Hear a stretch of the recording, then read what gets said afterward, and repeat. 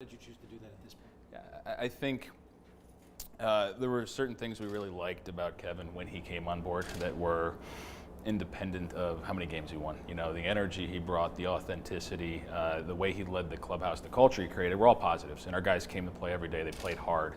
They wanted to play for him. And we've seen that well before this year. And when you look at this year specifically, what more could you want to see in a manager before you know that this is the guy you want to have with you and to partner with you for a really long time. So from the managing of expectations, you know, in camp, the amount of the negative perception around the club, it would have been really easy for that to go sideways. The start we had would have been really easy for things to fracture and to break from within, and we didn't see that. You know, we saw people that rallied behind him, players that rallied behind him, and that said a lot. And then certainly as we broke in 20 plus rookies through the course of the season, as we picked up momentum, as we frankly became a better team, I think as the season progressed, not only did he survive and, you know, mitigate some of the issues that we created for him up front, he thrived. And with that, you know, that's something.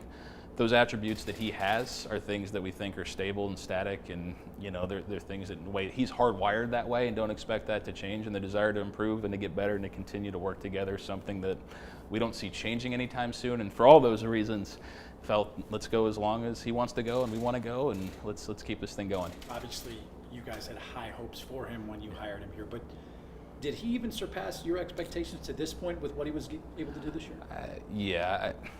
Like I said, I don't know how much more you could ask out of the leader of your club and kind of the most visible leader of your organization day to day to the community. And yeah, you know, I think to expect anyone to navigate everything that we've tossed at him with the limited amount of experience he's had, you know, under his belt, is something that, as high as we are on him, you know, that what he went out and what he executed and what he accomplished, or you know, exceeded, I think, what were lofty expectations to begin with.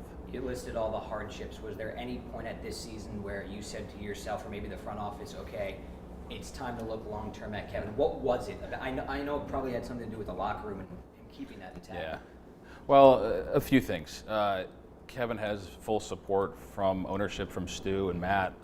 You know, he's had it throughout. You know, this is something that I think, frankly, if we wanted to approach it when we were 1-8, the support would have been there to do it. It optically would have, you know, been questioned. It looks a little better now, and you know, the 90 wins certainly help in that regard. But I think this is something that, you know, the 1-8 start, the tough start we had to see, and everything that we threw at him early to see, like, wait a second, like, not only is he keeping the clubhouse level, is he keeping the focus and, you know, pointing in the right direction, like, this group is rallying behind him. You know, the people that spoke out about him and vouched for him at a time where they didn't have to, said a lot and was really telling about the way that this club feels about him and the staff feels about him. And it's really easy for that to go a different direction at that time. So I think that was something that we saw, to see him, you know, lead his own staff by and large, and, you know, a staff that he is, you know, largely put together on his own, and to see how he responded to that, along with a tough start. These are all things that, you know, made it clear to us well before, you know, we went on the run we did in the second half, that this is someone we wanted here for a long time, but, you know, out of respect to the season and everything else that's going on, you know, you want to make sure those conversations happen at the appropriate time, but we've known for a while. Easy to give it to Bob Melvin or Alex Gore, but why is Kevin Cash Manager of the Year? Yeah, you know what, there are a lot of other managers out there that have done a wonderful job. I'll just say for us and for everything that we expect out of a manager to help lead our organization, he checks every box that we've outlined that needs to be checked. Is it fair to say he's managed more in the history of baseball after 3 innings than any other manager ever? that seems fair.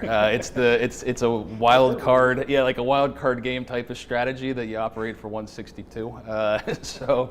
Yeah, it's certainly, he had his hands full, you know, and can't state it enough just what a wonderful job he's done, and we expect that to continue.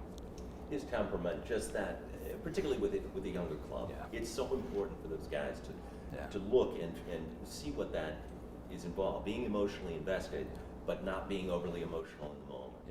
Yeah, I think that's something we saw this year. I think you learn so much when the times are tough, you know, and they were tough in early, mid-April, and the maturity that he demonstrated, even relative to where he was when he came in the door, really spoke, you know, well to him. And I just, he's emotional. He cares.